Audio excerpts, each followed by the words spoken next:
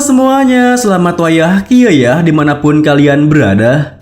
Kembali lagi bersama Mamang dan di video kali ini Mamang bakal memperkenalkan sebuah manhwa baru yang berjudul Pembalasan Bangsawan Pembunuh. Manhwa ini merupakan manhwa dari studio Redice yang sama dengan manhwa Solo Leveling, Pembalasan Sang Anjing Pemburu, dan juga banyak yang lainnya. Jadi bukan kaleng-kaleng ya. Manhwa ini bergenre action, adventure, serta fantasi. MC-nya bernama Xian Pearl, pembunuh terbaik di benua yang menemui ajalnya begitu menyedihkan setelah dikhianati oleh saudaranya sendiri, orang yang paling dia percayai sepanjang hidupnya. Dan di saat-saat terakhir hidupnya, ia sempat berharap seandainya ia diberi kesempatan kedua untuk hidup, dirinya pasti akan menjalaninya dengan cara yang berbeda. Hanya ia sendiri yang akan ia percayai, dan segala hal yang ia inginkan akan ia gapai oleh tangannya sendiri. Dan ajaibnya, keinginannya dikabulkan. Tak ada lagi Xian Pearl, bayangan yang hidup demi orang lain. Sekarang, ia akan mengukir jalan hidup ini dengan kedua tangannya sendiri. Let's go! Di awal video ini, terlihat sekelompok para ksatria yang tengah memojokkan seorang pria yang tampak tengah sekarat. Pria yang di pojokan itu adalah MC kita yang mana bernama Xian Pearl. Saat itu, di tengah lawan-lawannya yang terus saja menekannya, Xian berpikir, hiduplah demi klan. Itulah yang selalu ayahku katakan. Maksud dia adalah aku tak boleh menginginkan apapun dan harus tetap berada di sisi saudaraku layaknya bayangan. Di saat Xian berpikir seperti itu, bahkan ia menunduk menandakan kepasrahannya. Seorang pria bernama Boris yang memimpin pasukan ksatria itu kini melangkah mendekat ke arahnya sembari menuturkan pemandangan yang benar-benar indah. Seorang knight melawan komandan terkuat di benua seorang diri. Saudara pria itu memang luar biasa. Kau benar-benar menarik, Xian Pearl. Mendengar perkataannya, Xian pun menatapnya dengan tajam. Perasaannya kembali bergejolak. Bahkan ia berkata, Boris, apakah Hisar Black Pog yang menjijikan itu? Sembari mengatakan itu, Xian menggunakan kekuatan terakhirnya untuk mengeluarkan magic miliknya.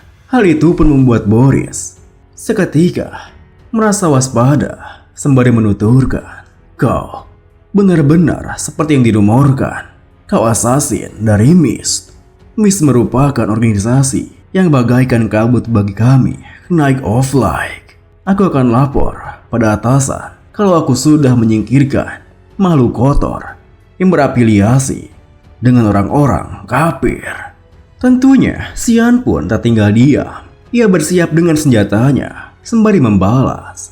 Coba saja, itu pun kalau mulutmu masih bisa digunakan setelah ini. Bisa kujamin mulutmu itu tak akan menyisakan satupun gigi setelah aku selesai berurusan denganmu. Melihat amarahnya, Boris pun masih sempat mengejeknya. Kalau kau berniat menggunakan kekuatan rahasiamu itu, sebaiknya menyerah saja. Ada magic 9 star barrier yang ditanamkan di sini. Meskipun Boris mengintimidasinya, Xian tetap bersikeras dengan tujuannya. Bahkan ia berpikir, pokoknya aku harus keluar dulu dari situasi ini dan mengungkap pelaku di balik semua ini pada saudaraku. Dengan begitu, Xian pun kini bersiap sembari menekankan, tinggal kurobek habis saja. Namun, tiba-tiba saja Xian dikejutkan ketika melihat seseorang yang ia kenali, yang bahkan membuat Boris dan juga para satria lainnya menunduk hormat kepadanya. Cukup, Xian. Di tengah mata yang terbelalak, Xian berpikir, hiduplah demi klan. Itulah yang selalu ayahku katakan. Saudaramu, Asel, adalah perpanjangan dari klan. Kesuksesan Arcel adalah kesuksesan Xianford. Dan pelakunya adalah Arcel. Melihat Arcel di hadapannya tentunya membuat Xian jatuh berlutut saking tidak percayanya. Meski begitu, Arcel kini mendekat ke arah Xian sembari berkata, "Sepertinya kedatanganku membuatmu bingung." Dengan wajah sangat terkejut, Xian menatap Arcel di depannya bertanya, "Apa maksudnya ini?" Arcel membalas, "Xian, kau sudah melaksanakan tugasmu dengan baik. Demi klan, demi rakyat, dan demi diriku. Itu sebabnya aku hanya sedang berusaha melepaskan beban yang kau pikul itu." Mendengar hal itu, rasa kegundahan Xian semakin dalam. Ia tak mengerti kenapa Arcel yang begitu ia junjung tinggi malah mengkhianatinya. "Aku tidak mengerti apa aku sudah membuat kesalahan." Dengan tatapan merendahkannya, Arcel melanjutkan, "Kesalahan, kabut yang tidak menyenangkan itu. Kau tak lebih dari sekedar pembunuh. Bahkan aku tak lagi bisa memanggilmu manusia. Kau sudah cukup lama membodohi kami. Masih bisa bilang kau tak tahu dosamu sendiri." Perkataan Arcel kini mengubah seluruh perasaan milik Xian yang awalnya merasa kagum sekaligus menjunjung tinggi dirinya. Kini berbalik menjadi sebuah dendam yang lumayan dan semakin mendalam. "Pembunuh, dosaku. Bicara apa dia? Pertarungan suksesi di kekaisaran, serangan pasukan Demon King, perang untuk menyatukan benua. Aku sudah membantumu mencapai semua hal yang kau mulai karena melayanimu adalah tujuan hidupku. Tapi sekarang kau seenaknya membuangku. Aku sudah bekerja seperti anjing di bawah perintahmu selama 20 tahun. Sekujur tubuhku hancur pun tidak masalah. Akan kukerahkan semua yang kumiliki. Jika itu artinya kau bisa kuhancurkan." Saking kuatnya perasaan dendam yang ia miliki, kekuatan kini mengalir kembali di tubuh Xian, yang mana meluap-luap hingga para satria di sekitarnya pun bisa merasakan tekanannya. "Wah, dia masih punya saya mana sebanyak itu? Mustahil, yang seperti itu bukan manusia." Di tengah dirinya yang semakin tenggelam dalam dendam, Xian kini bersiap dengan senjatanya, lalu berkata, "Konyol sekali. Si pahlawan berusaha membunuh adiknya sendiri karena dia takut. Apa kau tak merasa malu?" Setelah mengatakan itu, Xian pun langsung bergerak dan menyerang ke arah Arcel yang terpancing emosi akibat perkataannya. Di saat Arcel terus bertahan dari serangannya, Xian berpikir, "Sekali saja, sekarang sudah cukup. Jika aku bisa menusuk titik lemahnya agar dia tak bisa bergenerasi." Namun, di saat Xian melihat sebuah celah untuk menyerang titik lemah dari Arcel, tiba-tiba saja sebuah magic pertahanan muncul yang memblokir serangan Xian, yang mana merupakan perbuatan dari Boris.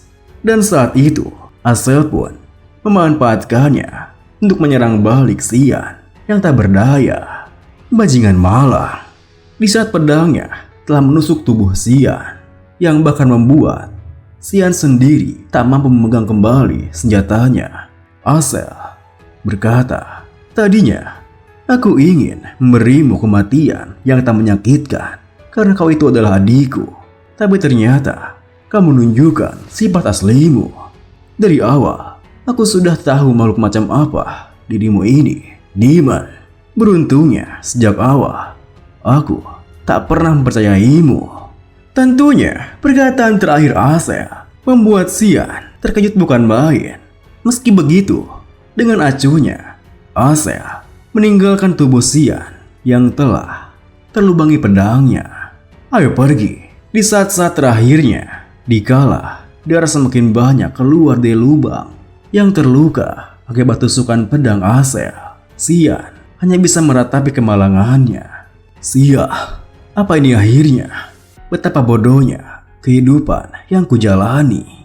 Bodoh." Meski begitu, di saat dirinya merasa tak berguna. Xian kembali mengumpulkan semua sisa kekuatannya dan ia pun kembali menerjang ke arah Asel. Ya! Namun sayangnya, lagi-lagi meskipun senjatanya sempat akan mengenai leher Asel, Asel sendiri langsung bereaksi dan menghabisi Xian dengan satu serangannya. Namun, di saat Xian merasa hidupnya telah berakhir, tiba-tiba saja ia terbangun dan dikejutkan oleh teriakan seorang maid di depannya. Tuan Muda Xian, mau sampai kapan Anda tertidur? Tolong bangun, Anda harus segera bersiap-siap. Saking terkejutnya dengan melihat pelayan tersebut, Xian pun meneriakinya. Emily, kenapa kau ada di sini? Di saat Emily terkejut akibat teriakannya, Xian pun melihat ke arah sekitarnya sembari berpikir, "Hah?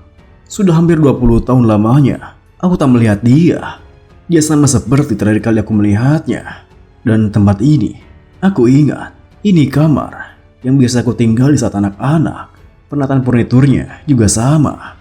Sebentar, aku jadi anak-anak lagi." Saking terkejutnya dengan keadaan yang ia sadari saat itu, Xian pun meraba-raba tubuhnya yang membuat Emily merasa aneh dengannya. Tuan Muda Xian, Anda mengulur waktu lagi karena tidak mau latihan ya? Mohon cepat bersiap. Xian sendiri yang masih merasa kebingungan membalas. Latihan? Latihan apa?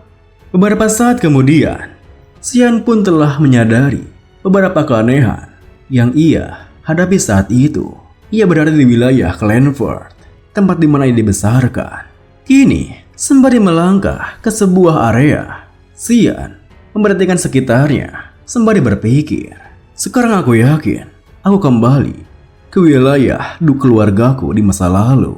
Apa ini kejadian di mana aku melihat kilas balik masa lalu sebelum mati? Aku ingat 20 tahun yang lalu, tahun pendirian 985, tanggal 1 Maret, 1 tahun sebelum aku memasuki akademi. Setiap tahun, keluarga kami mengadakan sesi latihan duel. Ayahku, yang merupakan pemilik duchy ini, Duke, menghadiri acara ini sehingga membuatnya menjadi acara yang penting. Lawanku adalah Cranspert. Dia seumuran denganku dan merupakan saudara tiriku. Ibunya, Margaret RZ, adalah istri Duke.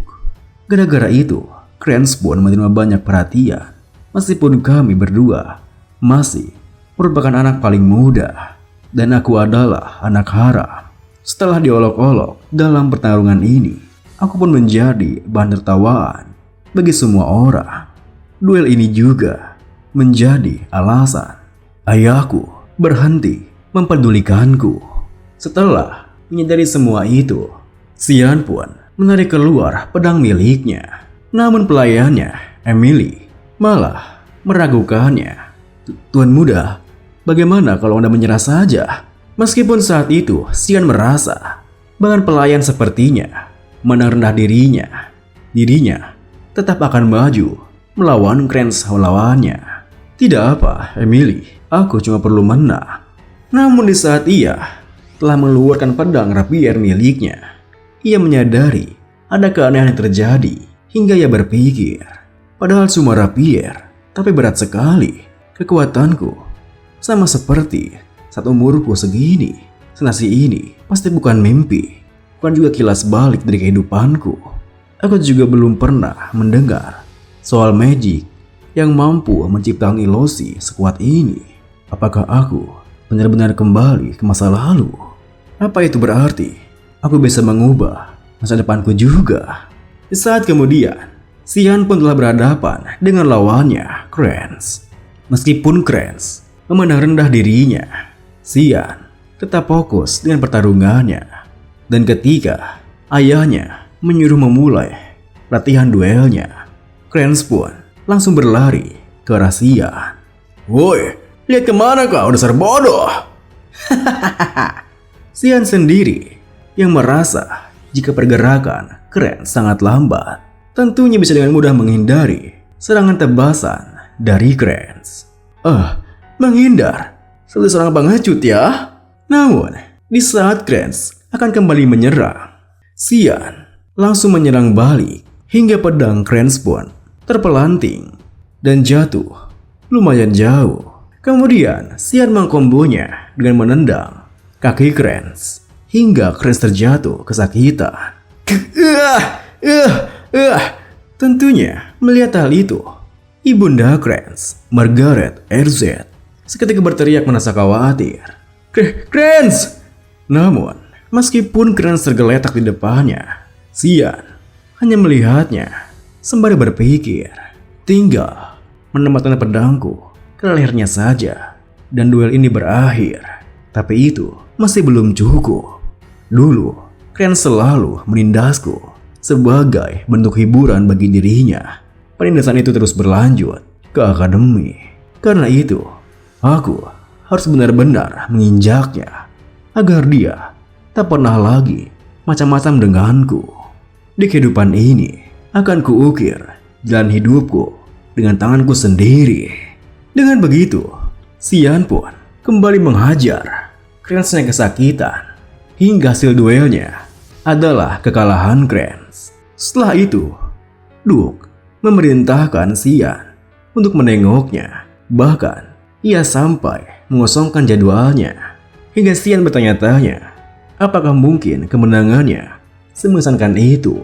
Bahkan, ia juga sampai dikawal oleh high class knight bernama Ulken, yang mana berafiliasi langsung dengan ayahnya. Kini, di saat Xian akan menjenguk ke kamar Krenz, ia berpapasan dengan ibundanya, Bu Margaret. Melihat hal itu, Xian pun berpikir, sepertinya dia bicara dengan Duke soal anaknya. Ekspresinya seperti orang yang baru saja menginjak tai. Dengan pikiran seperti itu, Xian pun bertanya, apa Krenz baik-baik saja, Madam? Tentunya, pertanyaan Xian membuat ibunda Margaret kesal dengannya. Berani sekali kau menanyakan seperti itu setelah menghajar saudaramu sendiri. Dasar tidak tahu malu. Sembari melangkah melewati mereka, Xian membalas, seperti itulah duel. Sampai jumpa. Namun, tiba-tiba saja Xian menghentikan langkahnya ketika Bu Margaret berkata, itu sebabnya anak haram tak seharusnya diperlakukan sebagai anak sah. Anak dan ibu sama-sama mirip. Ini gara-gara ibumu itu pelacur kotor. Lebih baik kau jadi pengemis makanan saja di jalan. Bisa-bisanya berani melawan. Seharusnya kau itu bersyukur.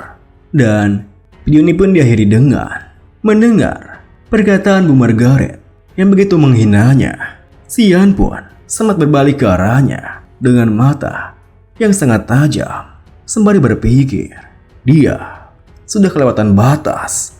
Apa mending kubunuh saja dia? Terima kasih buat teman-teman semua yang udah nonton. Mohon maaf jika ada salah-salah kata atau pengucapan Mamang yang kurang jelas. Sampai jumpa di video berikutnya.